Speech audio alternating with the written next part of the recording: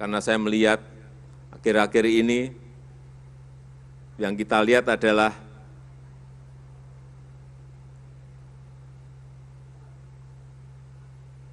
terlalu banyak dramanya,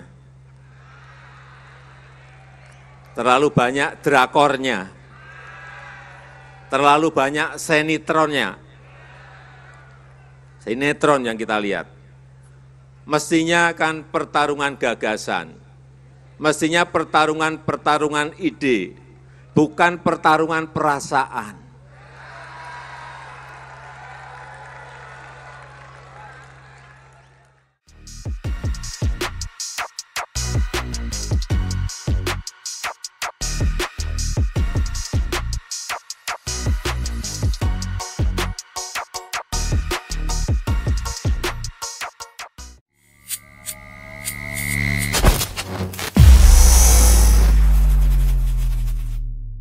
Siap, alhamdulillah bisa bergabung.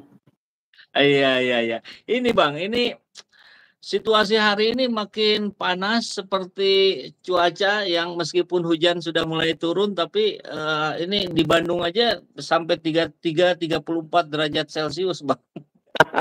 Sama seperti situasi politik kita hari ini gonjang-ganjing. Tapi yang di sebelah sono maksudnya, kalau yang di sebelah sini kelihatan sih adem ayem, makin solid, terus bersolawat. Amin.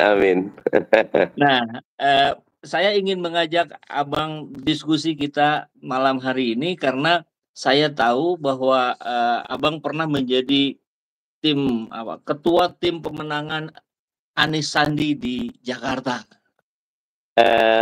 Politik is the art of impossibility or possibility. Politik itu seni yang tidak mungkin jadi mungkin. Gak kebayang gitu Pak Jokowi yang berapa tahun lalu bilang anak saya tidak akan masuk politik atau tidak suka politik, tapi ternyata bablas anginnya. Prabowo Gibran. Nah, tentu menjadi pertanyaan bagi masyarakat luas, ini kira-kira apa yang akan terjadi dengan pemilu kita, dengan pilpres kita? Mungkinkah tagline pemilu luber jurdil itu bisa dipenuhi ketika ada salah satu anak dari puncak kekuasaan kita bermain sebagai pemain di kontestasi ini? Dalam pandangan seorang Mardhani Alisera, kira-kira seperti apa, Bang? Tentu tidak boleh suuzon ya. Tetapi di Indonesia itu feodalisme masih sangat kuat ya. Apalagi ini anak presiden yang masih berkuasa loh gitu loh. Ya, yang memegang, dia kepala pemerintahan, kepala negara, panglima tertinggi angkatan bersenjata ya, yang mengangkat Kapolri, yang mengangkat Jaksa Agung, yang punya anggaran ya 3.000 triliun dan punya banyak sekali. Jadi ya, mau dikatakan insya Allah jurdil bisa kalau masyarakat semua mengawasi. Tapi ketika pengawasan tidak berjalan, power tend to corrupt ya. Kecenderungannya kekuasaan itu menyimpang. Karena itu sangat tergantung kepada kita, harus menjadi pengawas yang utama untuk semuanya. Ya.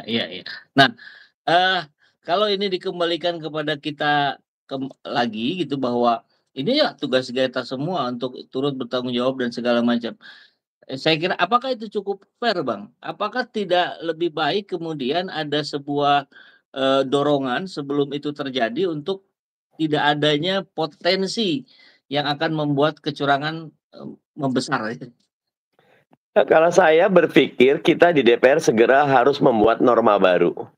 Misal tidak boleh mengajukan keluarga inti sebagai kandidat, di mana kita sebagai pemegang kekuasaan bisa berpengaruh. Misal kepala daerah, ketika dia menjadi kepala daerah, maka dia tidak boleh mengajukan anak, istri, menantu misal, termasuk presiden.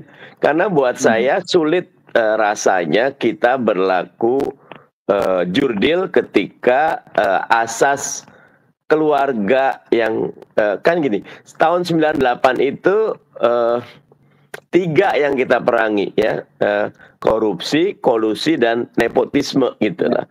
Dan politik dinasti itu tidak sehat ya.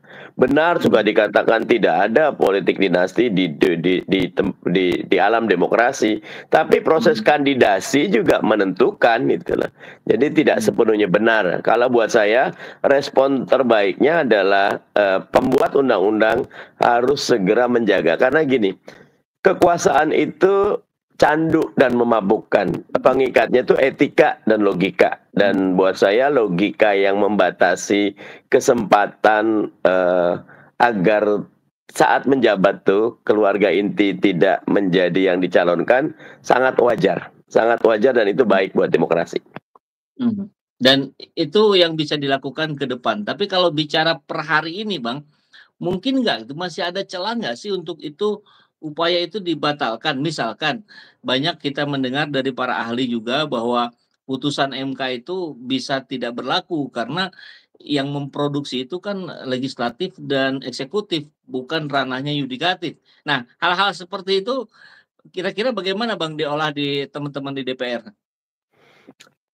Pandangan paling utama Mahkamah Konstitusi itu negative legislatures.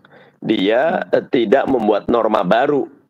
Tapi ketika usia komisioner KPK dibuat norma baru, MK sudah masuk. Makanya saya agak setuju dengan Hakim MK Fasaldi Isra ya, yang menyatakan ini membawa MK ke pusaran politik. Dan buat saya, padahal syarat menjadi Hakim MK itu negarawan. Dan ini berbahaya sekali keputusan yang terakhir. Walaupun kalau kita lihat 4 menolak, 3 setuju, 2 setuju dengan catatannya adalah mereka yang pernah atau sedang menjabat gubernur gitu loh. Nah, tetapi biarkan ini menjadi ranahnya teman-teman di yudikatif. Kawan saya tuh Mas Denny Indrayana sudah mengajukan macam-macam, dan kita berharap teman-teman di yudikatif bisa menjadi juga pengawal bagaimana hukum, etika, logika ditegakkan di negeri kita. Oke, tapi kalau secara putusan potensi itu berarti sebetulnya sudah tidak ada ya, artinya loloslah itu barang gitu ya, nggak bisa lagi dibatalkan.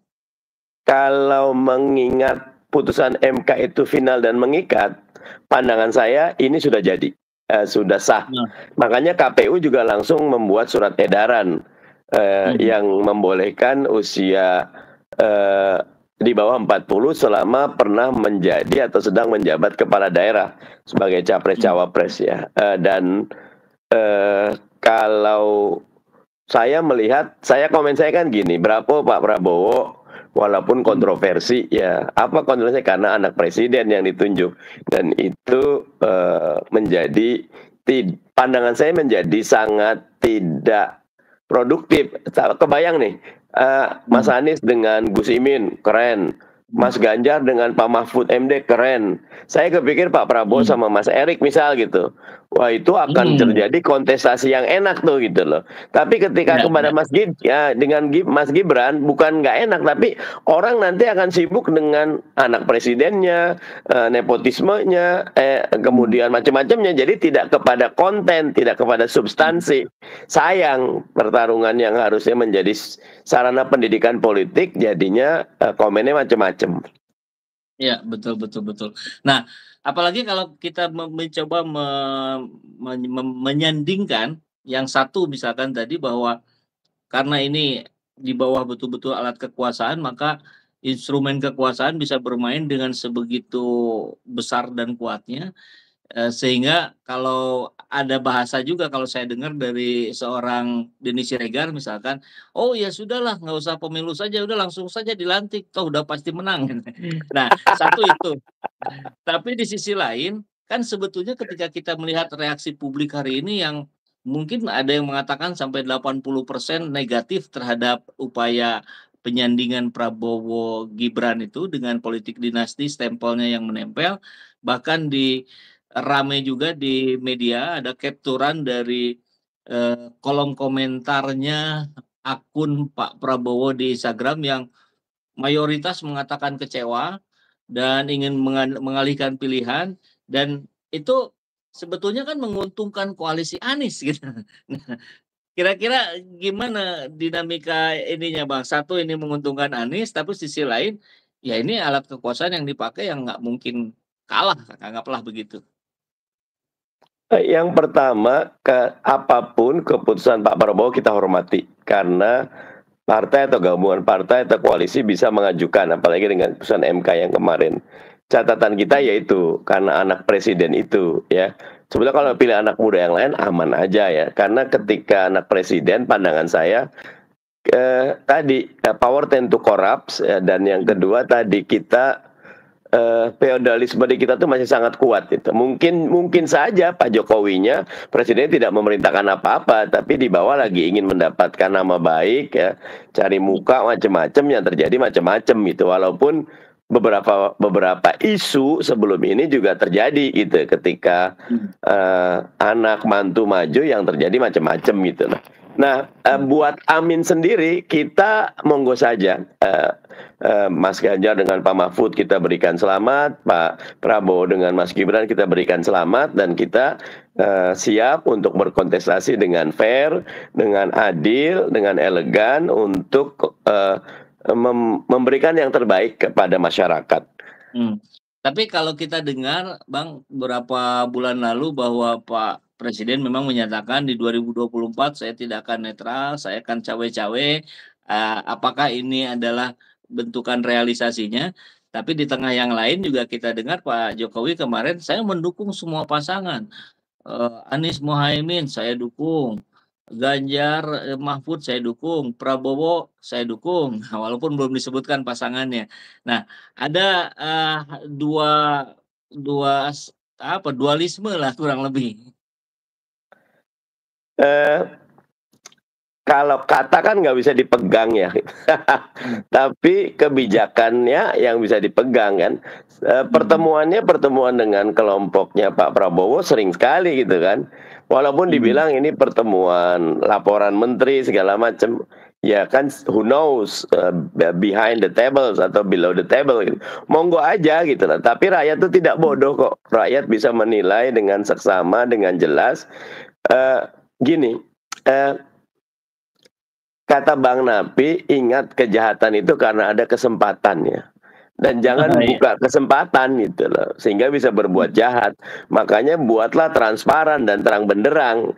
Tetapi agak susah untuk menjadi transparan dan terang benderang ketika masuk ke dalam labirin kekuasaan yang cuma presiden yang tahu gitu loh. Dan ada majalah Tempo macam-macam. Kita kan makin banyak nih podcast kayak kita juga, insya Allah bisa mencoba untuk memetakan dan melihat, menganalisa sehingga dengan jelas bisa sangat terlihat begitu. Alhamdulillah. Terima kasih banyak, walaupun tidak panjang tapi saya kira to the point, kita bisa memberikan pencerahan juga buat warga saudara-saudara kita yang menonton ini. Sekali lagi Bang, terima kasih. Jazakallah khairan katsira.